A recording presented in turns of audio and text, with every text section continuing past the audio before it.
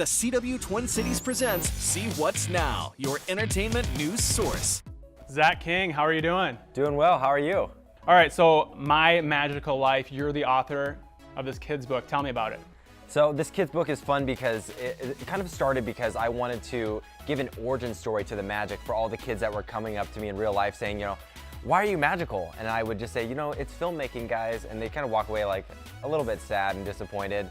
It's like seeing behind the scenes of Disneyland, you don't want to ruin the magic. So yeah, we just created this origin story, and now it's something we can hand out and say, hey, read this. This is how Zach's magic started, and this is kind of his journey. And we can talk about fun issues that kids are also going through as well, like bullying or social media, and how to deal with all the current things that kids are dealing with in middle grade to high school. Yeah, and I love the app that comes with it too. Tell me a little bit about that. Yeah, the app has been fun for us because the technology, it's you put the app on your phone and it allows you to scan each piece of the art, and what it does is pop up on top of the pages and play out the scene that you're reading about, and kind of gives kids another take at how to look at that and what was happening and interact with it.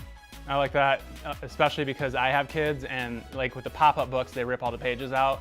So with this, it's not really going to happen with the app. So yeah, you can't break this book, and it also gives kids that are I'm walking around and on productions, and kids are on their phones all day, and even for me it was hard to get into reading unless there was like a lot of comics and pictures. So this is hopefully a fun balance between smartphone and reading, and getting kids that are just glued to their phones into reading.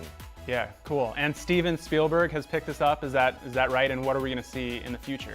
Yeah, it was really exciting getting a call from their team and figuring out what it looks like to put this into potentially a feature film format.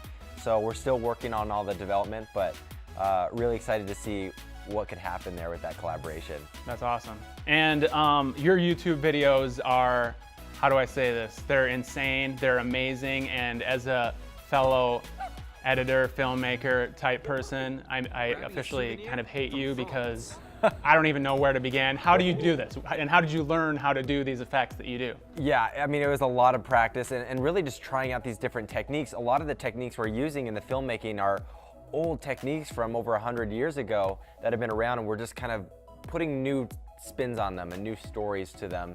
But we shoot everything very practically. So if you see me jumping through a TV, it's most likely I'm actually jumping through some sort of TV prop.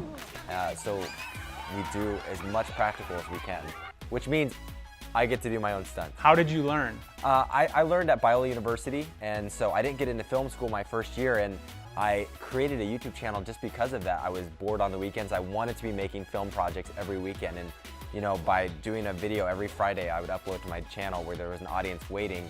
I just gotten the consistent pattern of making a lot of videos, even short videos.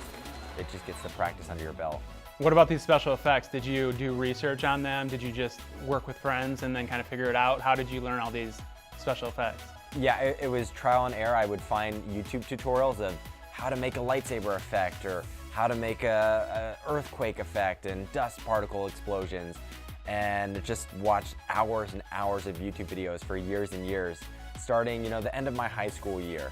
That's awesome. What do you, just out of curiosity as a fellow editor, what do you edit with? Final Cut, Premiere? Yeah, we're on about 8 to 10 different programs. Mainly the Adobe suite is what I love because, and if there's kids out there that want to get into filmmaking, I always tell parents, get the Adobe suite. It's, I think, 15 or 20 bucks a month for your kid, and they get like 20 different programs, Photoshop, After Effects, and so there's no excuse for a kid not to be dabbling in film, and if that's what they want to pursue, to be working hard at it all the time.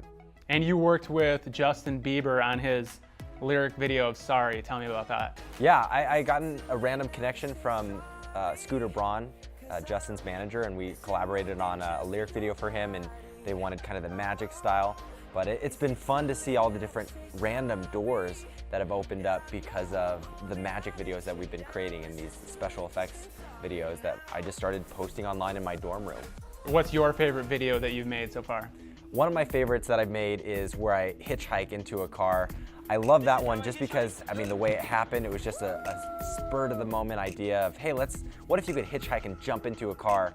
And now, I'd probably title that one, how I catch my Uber or my Lyft now. But it's just, I wish I could do that in real life, and those are the videos that are my favorite when I'm like, I really wish I could do that. How often do you come out with a video, and generally what's the process? Do you plan something and then get everybody together and shoot it in a day? Yeah. And then edit it? What's your process? Yeah, I have a team here in LA, so what we'll do is we'll brainstorm for a couple weeks and do a pre-production, and then we'll shoot it for, half a day or a day, and then kind of goes into the pipeline to get cleaned up in the editing process. But for us, it could take a month to make one video, if there's 1 or 2 guys working on that. So what we like to do is really focus on the story in the beginning and make sure it's polished, and then it's worth the energy and time to make the rest of it happen. How long does a shoot generally take? More than a day? Yeah, generally we can block it and shoot it in the same day or a 2-day window. All right, so what else do you have planned other than My Magical Life? Well, we've got 2 more books coming out, so that's taking the bulk of our energy to write up the second. We're almost finished, and then start on the third. And so we got to get art started, and of course the next app's ready for the new animations that'll be coming out. Very cool. All right, well, Zach King, I hate you because you're so good. I love you because you're so good. My Magical Life, where can people get it? You can grab it on Amazon or anywhere books are sold, and Barnes & Noble and Target. All right, Zach, thanks for being with us. Thanks, John. Great meeting you. Thanks.